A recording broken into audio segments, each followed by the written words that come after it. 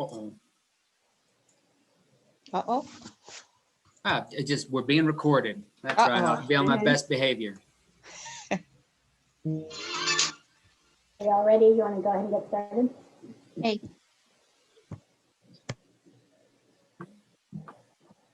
Yeah. Yes, let's start. We're gonna go ahead and get started. Welcome, everyone.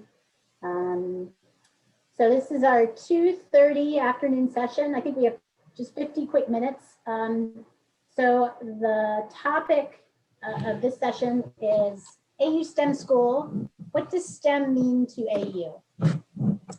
And the folks leading it are myself, Meg Bentley, Nate Harshman. Go ahead and, yeah. Sorry, guys. Lauren Weiss from Philosophy. Lauren Weiss, who's messing up the PowerPoint. Sorry. Catherine Walters-Conte and Nate Harshman. Yeah, so welcome. Next slide, please. Whoop, sorry. There we go. So just to give you a heads up, we're going to do some polling through Poll Everywhere during our presentation a couple of times. We're going to give you a prompt. We're just going to speak you a prompt, and you're going to either text. We're going to put a link into the chat, which is already there. Don't go to it yet because we haven't given you the prompt. And we're going to sort of define, see what you think about definitions for STEM and STEM identity. And so we're going to use some word clouds to sort of see what the group is thinking. So we'll give you this information as we move forward, but just be ready. So, And the poll, once you click through or respond by text, your responses will show up anonymously.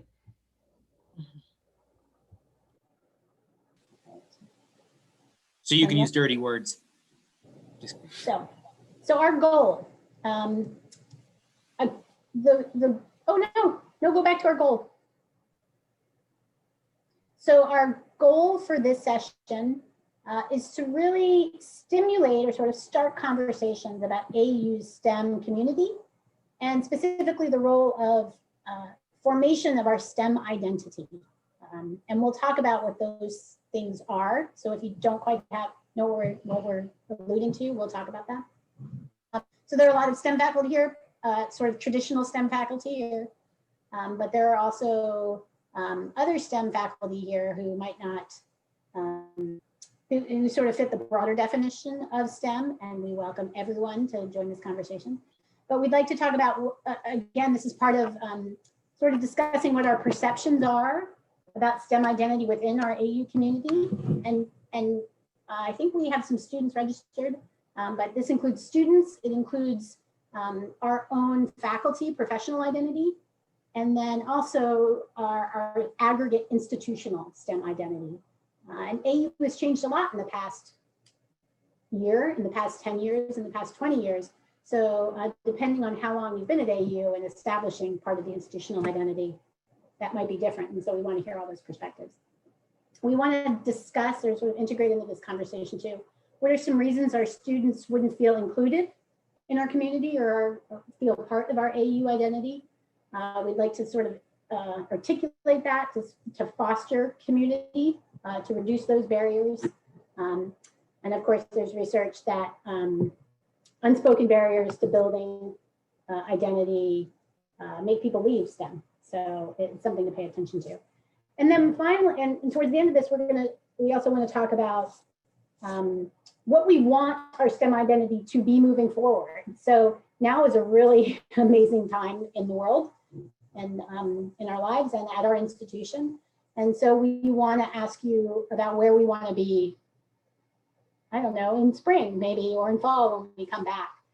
This morning we had some great conversations about re-engaging in AU when we all do go back, whatever that's going to look like. And so we'd like to think and sort of articulate about what we want our STEM identity to be. What are we working for?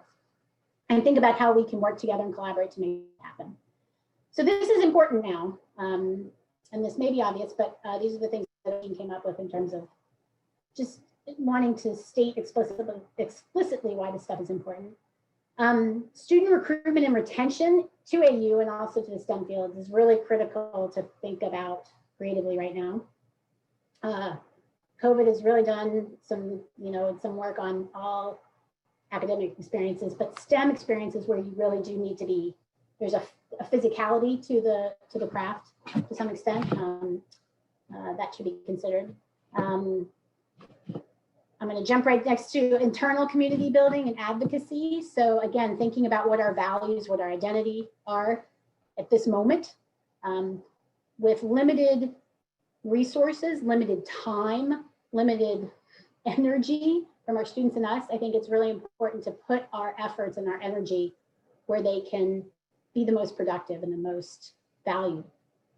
And part of that is linking this work to our strategic plan so that we're not fighting against each other.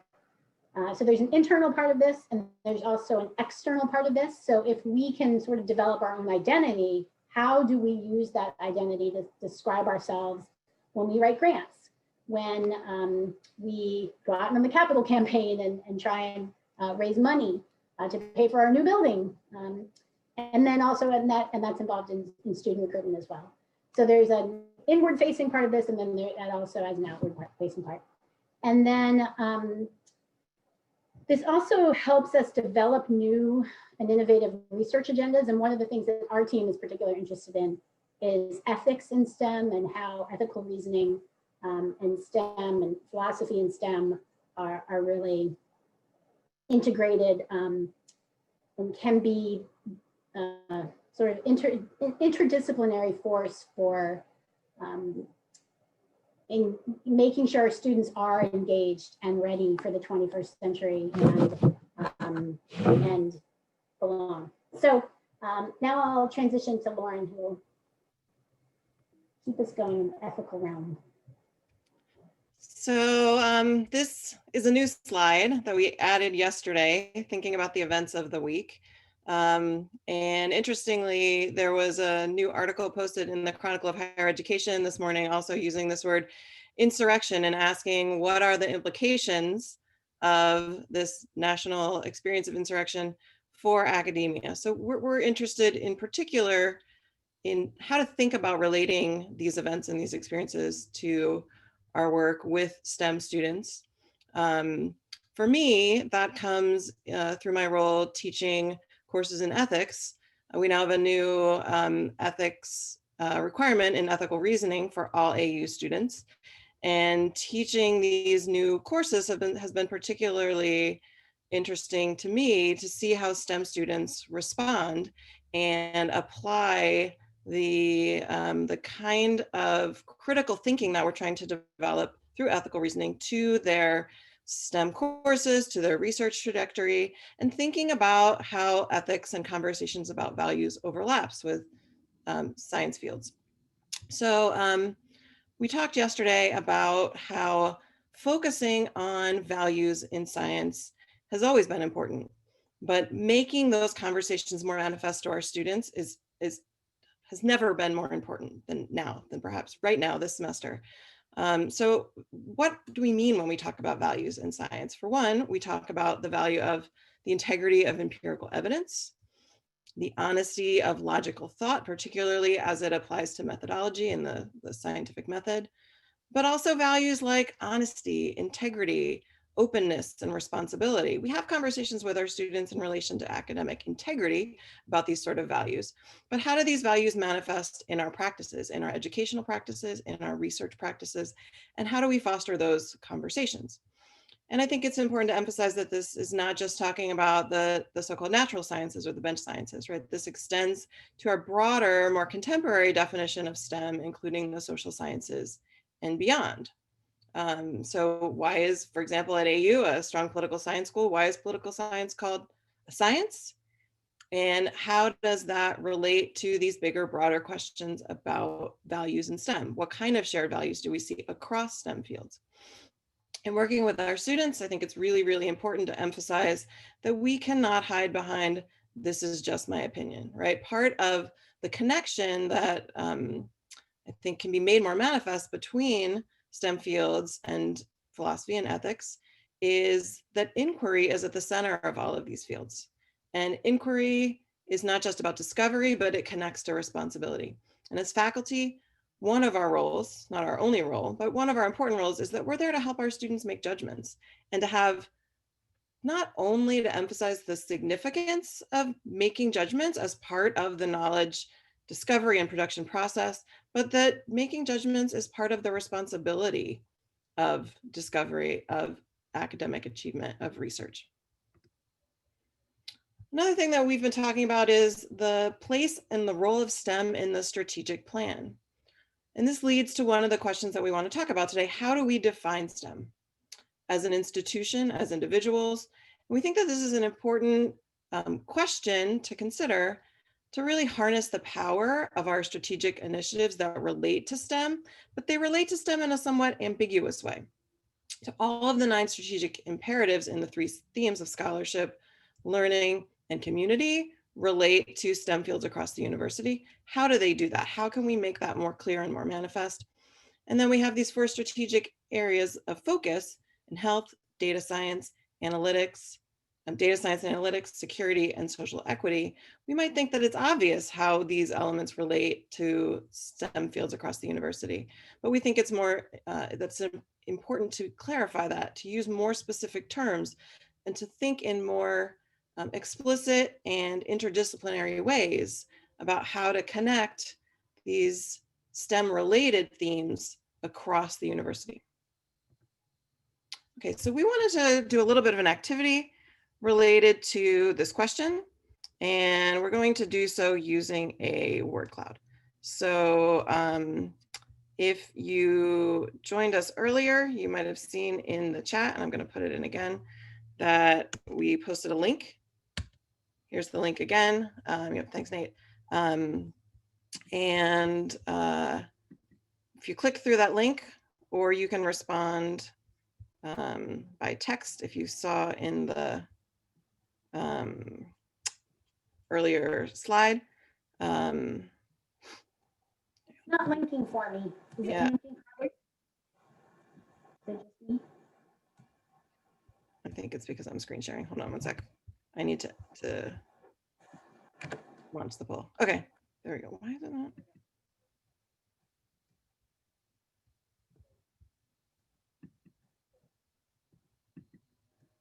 Okay, it's not working. Something to do with Zoom. So let's instead ask people to, this won't be anonymous, but post words or phrases that you associate with STEM and what it means in the chat in Zoom.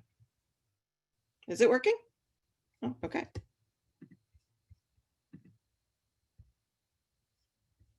Can you see it? It started working for me. Yes. Okay. Oh, yes, there we go. So how many words would you like us to put in? Did you say that? Sorry. Let's just keep going until it fills up. It'll adjust the word cloud. That's an interesting one. Okay, so we've got themes like facts, knowledge production, evidence-based, scientific, process of inquiry, data-driven. Lauren, should we be able to see this? What's that? Should we be able to see this? You can't see it? I don't think so. Okay, hold on.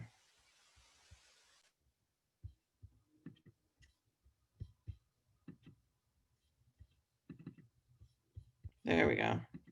Now, can you see it? Can you see it now? Yes. Perfect. All right. Critical, data-driven, art. I love it. Critique, quantitative, objective, atheism, logical. Okay, so we've got some sort of central themes emerging here, but then also some interesting connections, like with art, with questions about belief, with intersectionality, with integrity. Okay. All right. I'd really like to focus on that I query. Just kidding. I agree. All right. I think I'm taking over for a little bit. So, okay. So you saw all of those words. So I don't know if this, I had hoped this would work. Who knows whether it really worked. But I think a lot of those words could be sorted into these categories, right? I mean, right, obviously when people say STEM, the first thing people think of is science, technology, engineering, mathematics. Although, remember Jeff Rutenbeck, the SOC dean? I once was at a meeting with him where he said the M stands for meaning making. And that was a mind-blowing comment for a mathematical physicist to hear, right? So again, and of course we know there are versions of this called STEAM, where we put the arts in there, and there's even STEAM, where we put in education and entrepreneurship, right? So this is a word of jargon. And let me just say, right, that has a disciplinary basis. But of course, actually, most of the words that I thought you all put in there really were about research methods and knowledge production, right? Really were about inquiry, really were about, yeah, I mean, data, quantitative, that kind of stuff. Because STEM is a jargon, of course, STEM has meaning in particular, it has particular institutional context, right? I mean, the NSF, and if any of you went to the NSF Advanced talk earlier today, right? NSF defines STEM quite broadly, so that, Meg, I can't remember how many, what percentage of our faculty are STEM faculty at AU? 58%. So according to NSF, we are a majority STEM university because it includes all the social sciences, including political science. And certainly that is a big deal, right? For some people, when you say STEM, they really do think of K through 12 education. Some people, of course, think of higher ed. But again, what we want to try to do is to come and think about what STEM means at AU. Right, when you're out there in the public and you hear all the hyperbole, you hear a lot of people talking about how STEM, right, is critical to our national competitiveness, to workforce development. It's an economic engine, right? So for many people in the political and economic context, STEM is a tool in our arsenal to, right, in our military industrial economic complex to build a nationalist, okay, I'll stop. And then finally, of course, I tried to seed a few of these words in there of STEM as an identity. I mean, I know a lot of you, and I know that we talk about science and STEM with a passion because it's central to who we think we are, right? It's central to how we think we should behave, to our values, to how we should communicate, to how we think the world should work. We want our politicians to be more scientific, right? We have this whole cluster of identity around this. And so this is one of the things that we really want you to go out and talk to your students about. Could you pop on to the next one? Because now I know this metaphor may seem a little overused, the idea of the iceberg and 90% below the water, but there's a lot of really good evidence, right, that when students can feel and can articulate themselves as having a STEM identity, they are retained for science and to even art and to their higher education tracks much more robustly, right? And so the thing is, though, is what do we even mean by STEM identity? I can't tell you that there are times where I remember, especially earlier in teaching, I get an email from a student and I'd be like, they have no idea how to communicate to me.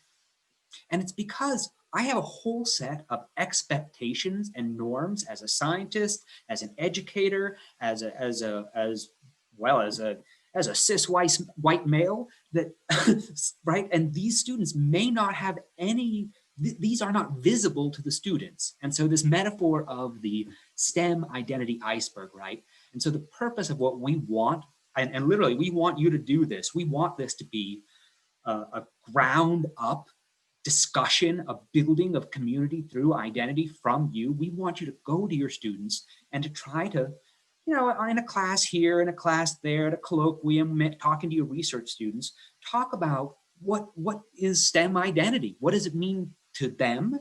What does it mean to you? And what does it mean to this organization, American University? So again, we want you to try to tip over this iceberg.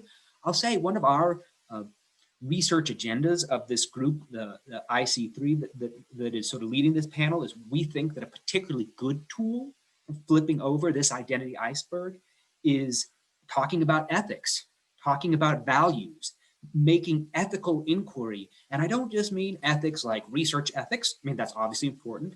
And I don't mean ethics just like integrity in academia. I really mean, what are our responsibilities as scientists, as communicators, the social impact of our work, the ethical responsibility to be inclusive, to strive towards equity. And I think that if we really try to bring this discussion to our students, to our colleagues, to our research supervisees, I think this, whether we ever even agree on what AU STEM identity is almost beside the point, as long as we're all talking about it, right? Because honestly, one of the things I remember when I first came to AU, one of the things that really struck me about the identity of our students was that I asked them a question and they did talk about it. I actually think that is part of our AU identity, and I think we can really leverage that to build community. Next slide. Yeah, so here's just a little bit of sort of context. This comes from a blog post. I can't remember the name of the author right now, that is posted on the NIH. That was really a nice literature review of some of these ideas. So here, this is sort of a summary from that. Yeah, so what is science identity? And the idea is, again, is if you have been raised within a historical and a structural context, these things may be obvious to you, but we have to bring the best part of this to our students so that we can make them feel, we can bring them to a feeling of inclusion. So here's one definition of science identity: how an individual seeks to be a scientist through iterative interactions with scientific, social, and material contexts. That's pretty academic. Okay, good. I mean, not in a bad, I don't mean that in some sort of dismissive way. I'm not anti-intellectual. Why science identity matters. Yeah, so a person who has a strong science identity is more likely to pursue a career in science. This is an emerging area of research in education and retention. And you really can, there's a lot of studies where people have talked about a lot of different aspects of identity. And in particular, like I intentionally seeded into that word cloud atheism, right? Because I have a lot of colleagues, especially in physics, who really have atheism as a key part of their scientific identity. And that's, you know, like I'm not trying to make them feel less included, but we have to remember, for example, some of our students may have an identity as religious people that don't feel included by that. And we have to just make sure that we are actually discussing that in a respective way. Yeah, so strong versus weak science identity. So a person with strong science identity exhibits a sense of community and affiliation with extrinsic and intrinsic attitudinal factors. So one of the tricky things, right, about science identity is we have this belief in science that we are a meritocracy. And so one of the challenging things about our science identity is that it often can involve comparing your performance and characteristics with the perceived characteristics of others. Again, this is part of the STEM iceberg. We've got to talk about what we expect. We need to make our expectations clear. We need to show our appreciation. We need to talk about our values. Because when we do this, we can undermine some of the stereotypes of what it means to be a scientist, and we can take a really broad approach to this complex issue. I think that's all for me. Is that right? Yeah. Here's the next word cloud. Okay. So yeah, so if you could, this is an idea then. So again, we really want to just be starting this process right now. If you could go to the word cloud again.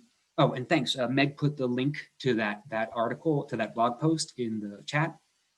If you could go to the word cloud and think about what words would you like to be associated with AU's STEM identity? What were the kinds of things you'd like people to think about, whether we're talking about our internal constituents that we're trying to lobby for resources, if I may put it crassly, or our external constituents who are trying to lobby for resources, if I could put it even more crassly.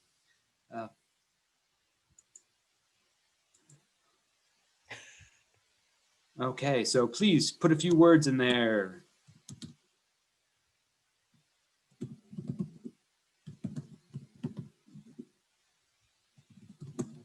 What do you want people to think of when they think of STEM at AU? We've got words like inclusive, diverse, engaged, critical, cross-disciplinary, ethical, innovative, inspiring, useful, fun, Phun, physics is fun, solvers, smart, community, literacy. Yeah, and I think that literacy is an important one when we think about all of our students as STEM students, not just students who are majoring in STEM fields. Connected, dynamic. The dabble there Oh, too. dabble, Nice. yep. Dabble the Design and Build Lab. If you all don't know about Design and Build Lab, it's in the Don Myers Technology and Innovation Building. It's a great space where students, faculty, and staff, during normal times, can drop in and make things. It's a maker space. Which connects to terms in the cloud like builders, applied, innovative. That's right. And I just want to say this again. I don't think that we all agree on what good science is, what a good STEM identity is, what AU should be, and that's okay. Again, what I am trying to implore you to do is to try to think about some of these issues so that you can have this conversation with your students, right? That is what the charge we are trying to make to you. Is that the next slide? Is this? Yep. Yeah. Yeah, so we want you, do I pass this off? Is this back to Catherine now, or is it still me? Still me? Still you, Okay, yeah, yeah, still so, you. One more. This is your last still one. you, one more me. Yeah. So these are some of the questions that we want you to think about in the context of your students, your personal, professional life, as well as our organization.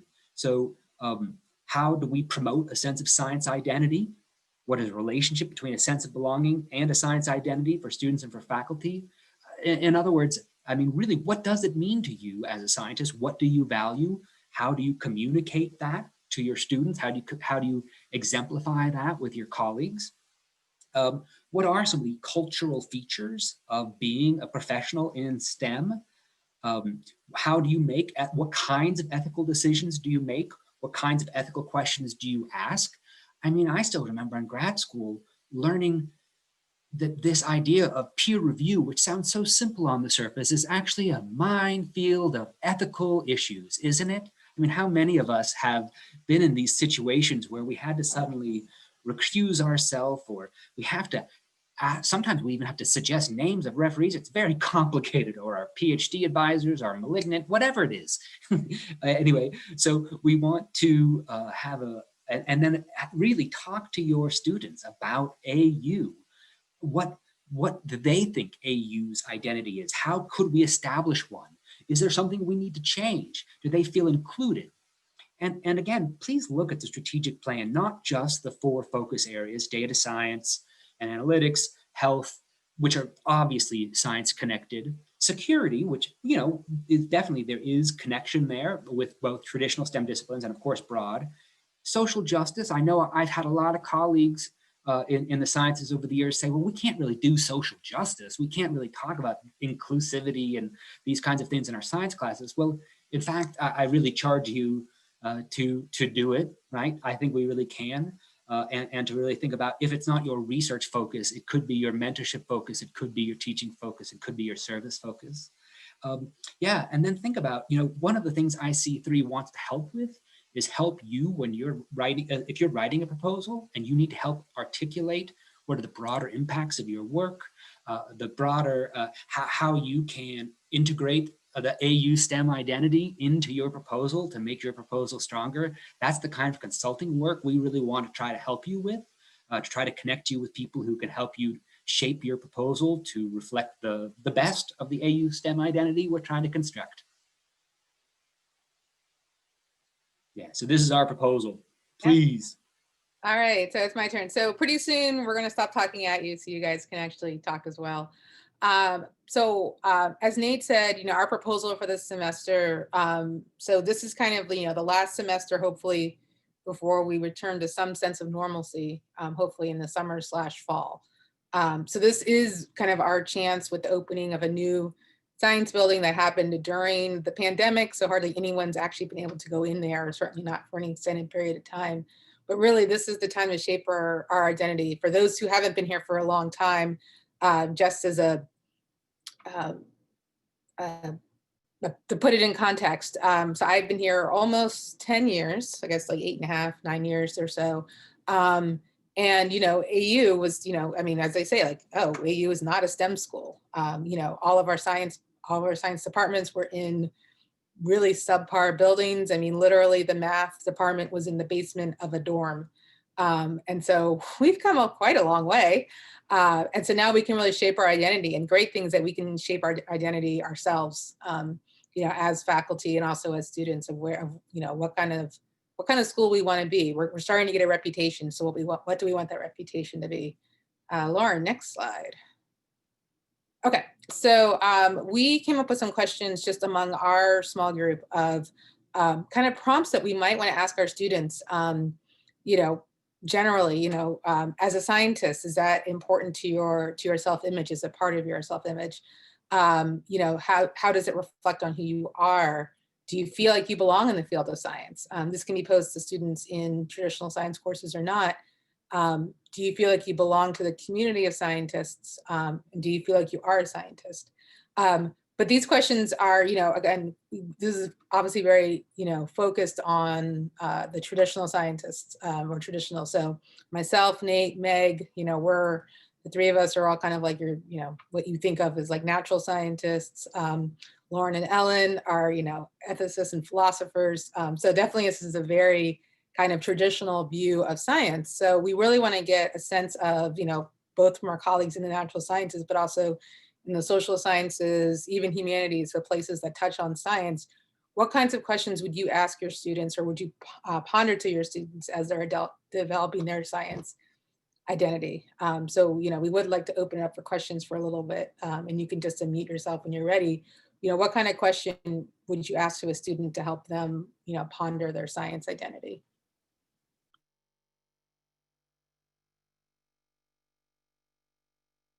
Sorry, we will use the raise your hand feature so it doesn't get too crazy. You don't mind? And then Lauren, can you stop screen sharing just for a sec so I can see everybody? All right. Okay. Yeah. So if you have any input on, what would you ask a student to help them form or ponder their science identity? And I would also add to that, what kinds of experiences and pressures have an effect on students when they're making choices about what kind of courses to pursue, what kind of majors to pursue. We found that this has been a element that a lot of students who join or leave STEM fields, particularly in the so-called natural sciences at AU, talk about.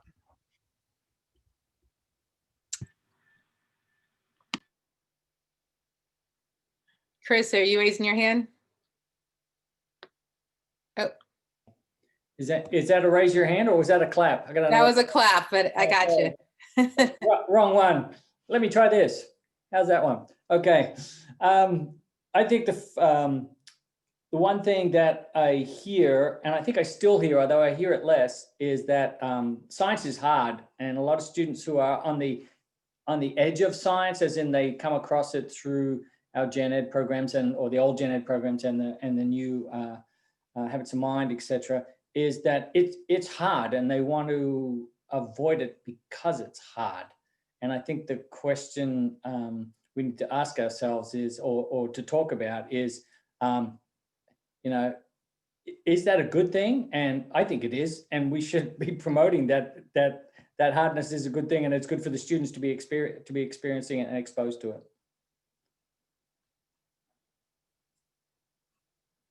That's great, Chris. Yeah, I mean, I think part of a science identity is being challenged. We have the peer review process where you do all this work and you try to tie a nice, neat little bow on it, give it to somebody, and then they completely tear it apart. And yet we keep going back for more. So we're, and I think maybe part of what we can do to impart to students is that, things being hard is the fun. That's why we do it. It is, something that'll build resilience no matter whether it becomes scientists or not. At some point, you're going to reach something that's really hard.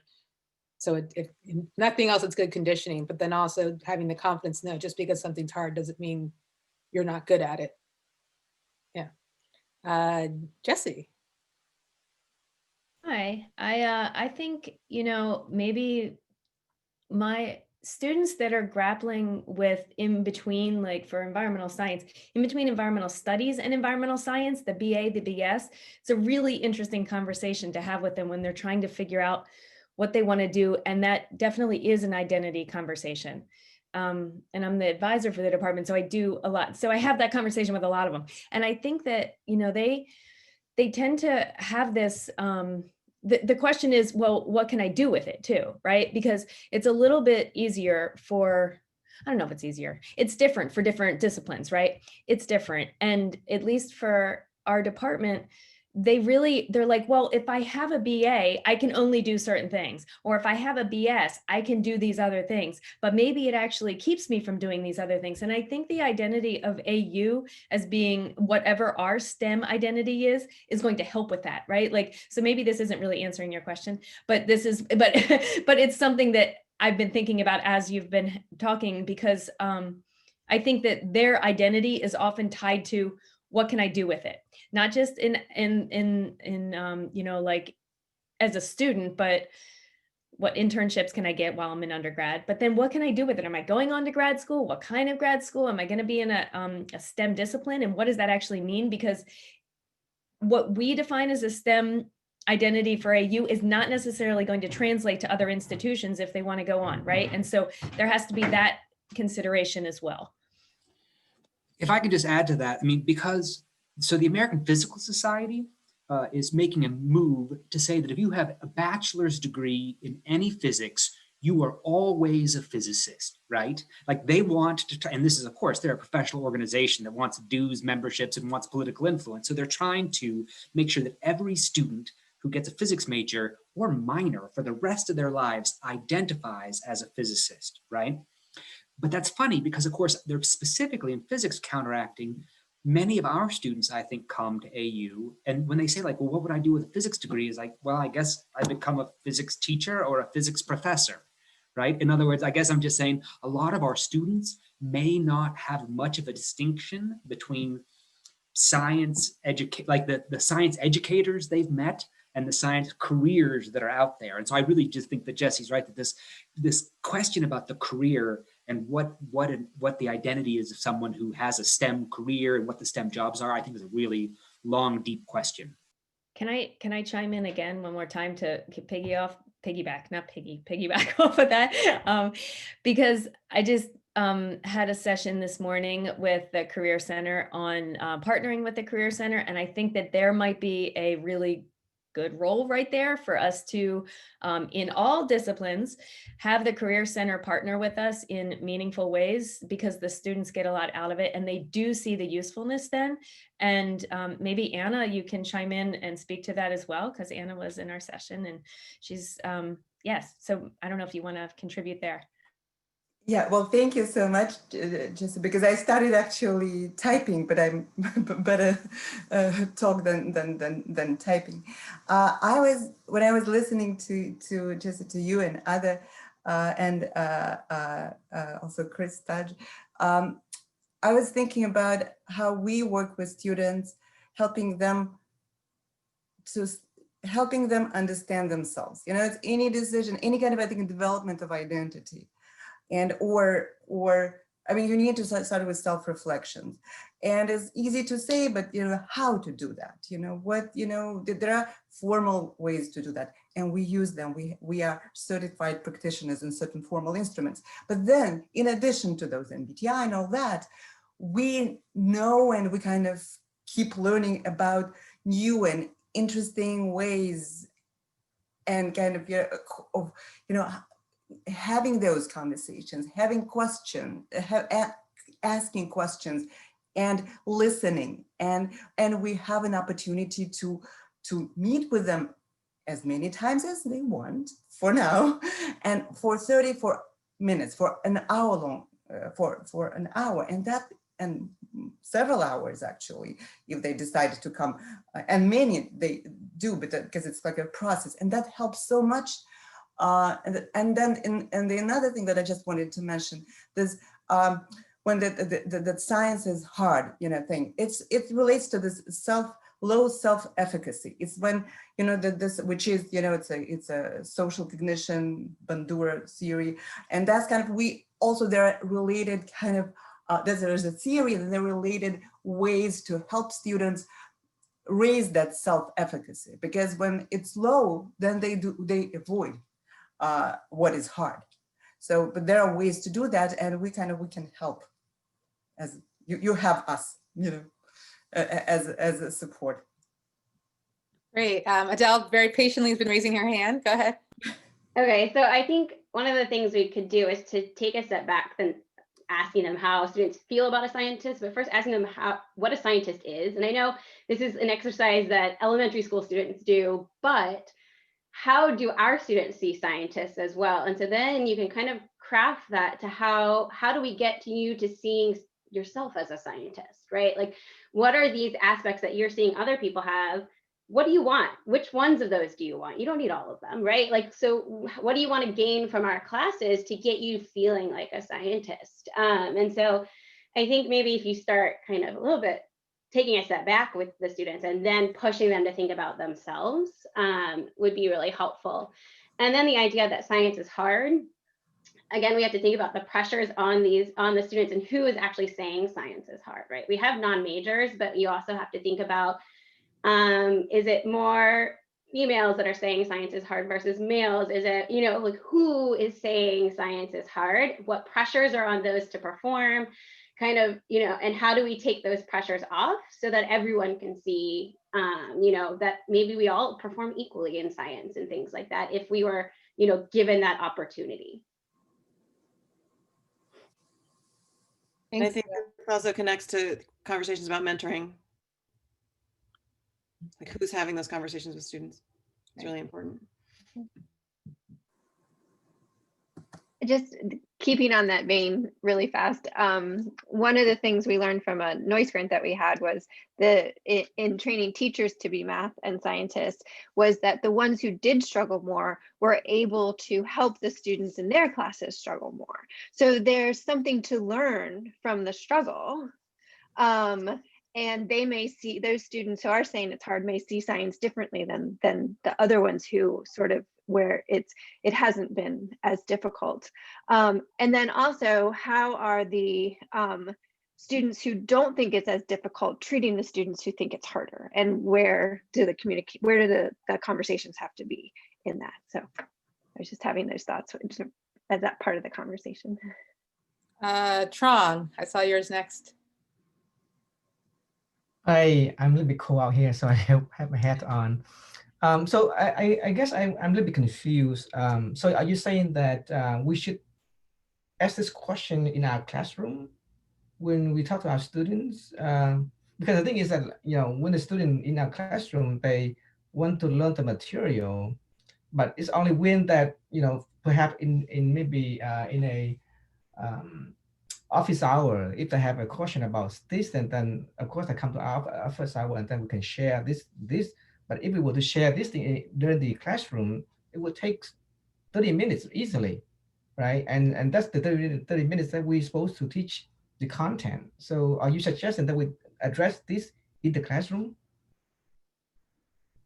Nate, do you want to take that kind of as so I actually do. And it doesn't have to, I'm not saying we have to make this necessarily a learning outcome or a course objective, mm-hmm. But I actually, so for example, one of the ways we do this, and Trong, I know, I always talk about my research in class a little bit, just a little bit, right? 5 minutes here or there.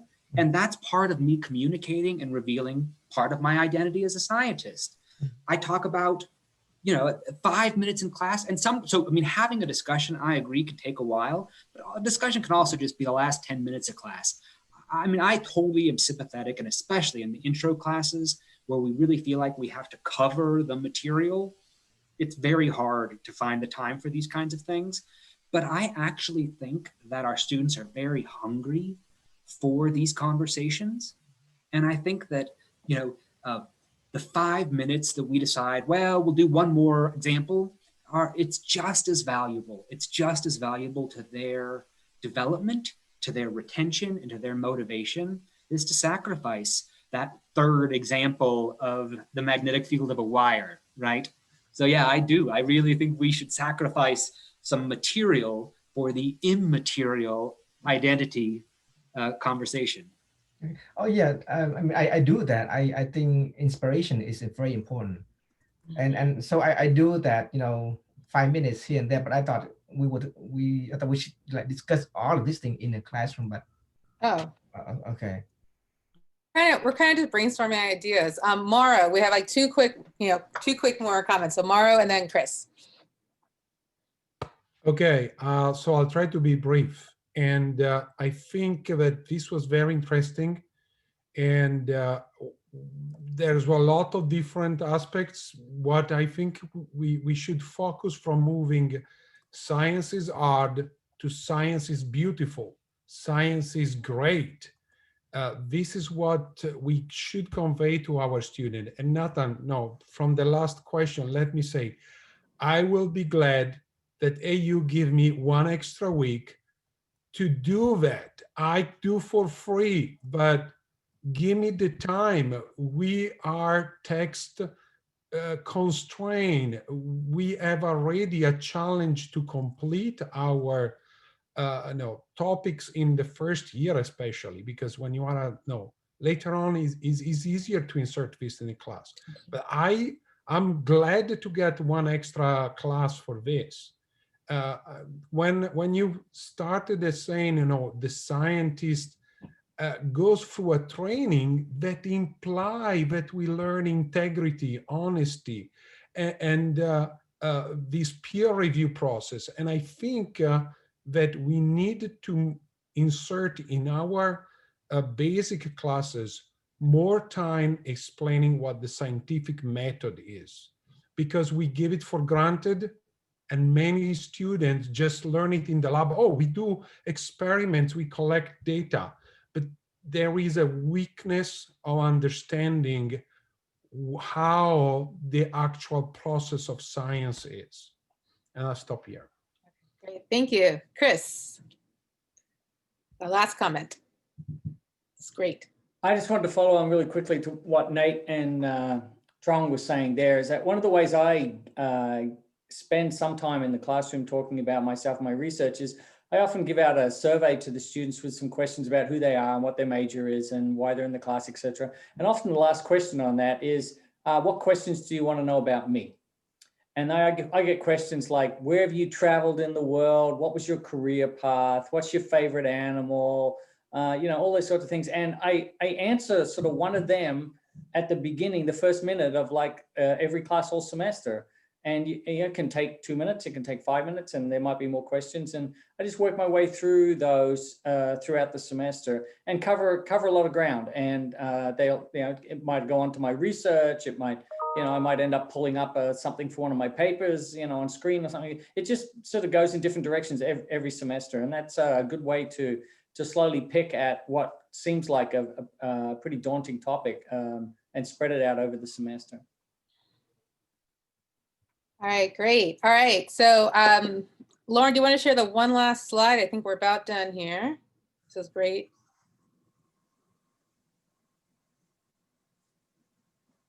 All right, what's next? Okay, so helping with the culture change. Lauren put something great into the chat, which, hearing from other students, and I've heard this in hallways too, where students feel like they need to conform to the academic culture of the university, and there are other students where they say like, well, they get pressured and almost bullied by their co-students to not pursue science, not to pursue natural sciences, or even really honestly not to realize that 58% of the faculty are STEM. That also means that 58% of the students are STEM about, right? Do you think, the question is, do we think that the students would actually say that about themselves? So I think that's a good way to kind of like pause it to the question and be like, well, actually, technically, most of the university are social scientists. So yes, you are scientists. It's just not in the way that maybe you were taught in elementary school to be scientists. So I think that is something that, we're all just kind of working on, and, definitely understanding, the pressure of time. And maybe this would be a good discussion for the wellness week that we're going to have, is take a break from the academics, the strong academics, and say, let's talk about our STEM identity, science identity, those sorts of things. So just, closing my remarks. So this was presented by the Initiative for STEM Education, Equity, and Ethics. If you need help with grant writing as far as like broader impacts or how to just kind of communicate the STEM identity to potential funders, we're happy to help. We've helped in the past. We're happy to do that in the future. And, or if you just need a connector of like, hey, I'm in this department and I need to find someone to collaborate with to, for this, like we've done that where we've, someone said like, I'm, a neuroscientist said like, I'm want to do this, but I need connections to someone who works with DC schools. And yeah, we've been able to make those connections for them. So just let you guys know that, it's something we do, and we're happy to, to help everybody if they need ideas with, how to work with their students or grants or research or whatnot. So, and sorry, last thing, I'm sorry, I'm going over. We would like to have an event in April where we kind of reconvene to kind of say like, okay, this is a task. We're not going to be, gathering like specific data, quantitative data, but to try to do this in your courses. And we would like to reconvene in April to kind of talk about,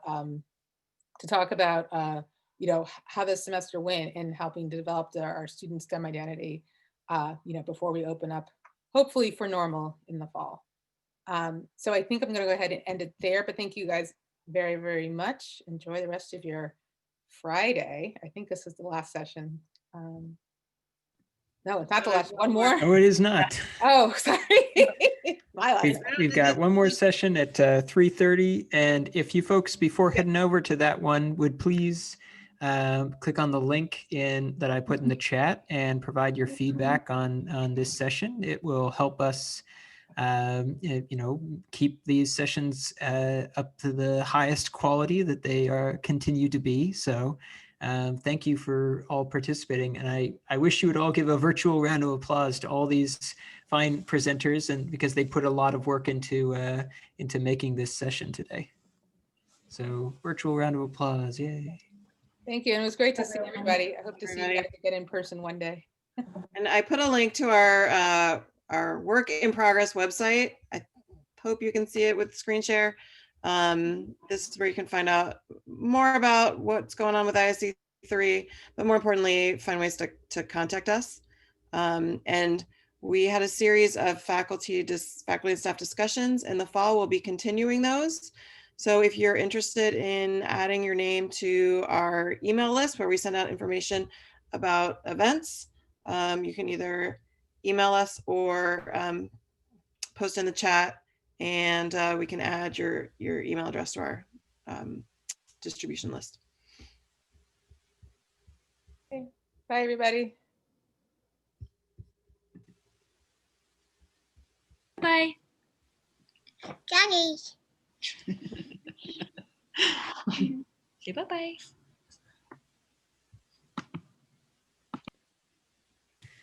Oh, that's funny. Hey, you guys know that AU used to be the top school in the country for chemistry, right?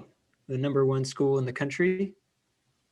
This was in the 19-teens, which is why AU was where the chemical weapons were developed for World War I. In case you didn't know that. I just thought that was... I learned a lot about the chemical weapons controversy. One of my students last year did a research project on it. And it wow, really? Mm-hmm.